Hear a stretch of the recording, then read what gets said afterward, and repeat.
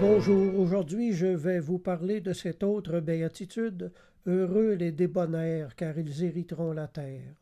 En d'autres mots, heureux les doux, heureux ceux dont on abuse de la bonté, heureux ceux qui se font arracher leurs droits. Être débonnaire signifie être d'une bonté faisant preuve d'une certaine faiblesse. Ce terme signifie également être doux. La douceur biblique se définit ainsi: caractère d'un homme qui n'insiste pas sur ses droits, ou plutôt qui ne se sent pas la force de les faire valoir. Il y a des recours légaux auxquels nous avons le droit de recourir en tant que chrétiens, comme tout le monde, mais quand il n'y en a pas, cela nous inflige une profonde blessure. Si vous êtes de ceux dont on abuse de leurs droits, si vous vous faites berner et duper facilement, si vous êtes de ceux que l'on exploite, de ceux à qui on fait violence et qui ne vous sentez pas la force de vous défendre et que vous vous sentez humilié par ce trait de votre caractère, eh bien ne le soyez plus, car Jésus a dit que vous êtes bien heureux au contraire. Mieux vaut être parmi les persécutés que parmi les persécuteurs. Peut-être que votre caractère ne vous permet pas de vous défendre. Il existe des personnes sur la terre qui n'ont pas de violence en eux, qui n'ont pas de force pour combattre les attaques injustes. Alors tout le monde leur marche sur le dos et l'humiliation qui s'ensuit est une cause de grande tristesse.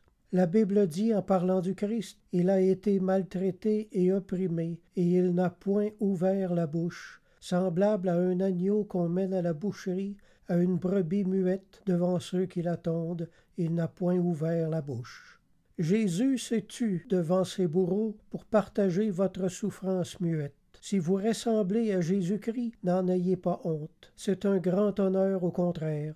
La communion au silence de Jésus-Christ devant ses bourreaux sera votre force et votre joie. Si les incroyants accusent la douceur des chrétiens d'être de la faiblesse, ils ne manquent pas cependant de remarquer que nous sommes libres de cette gangrène du cœur qu'est l'envie et l'esprit de possession qui les ronge.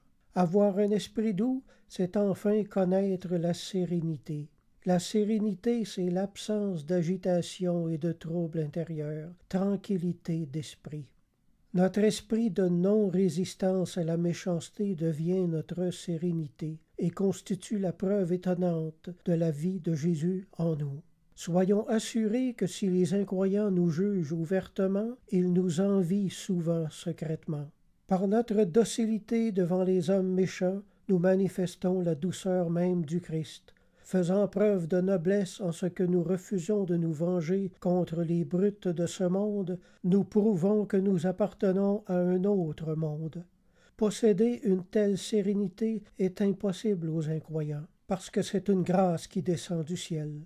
Si vous avez été touché par ce message et que vous voulez ce que nous avons, fermez les yeux et priez avec moi.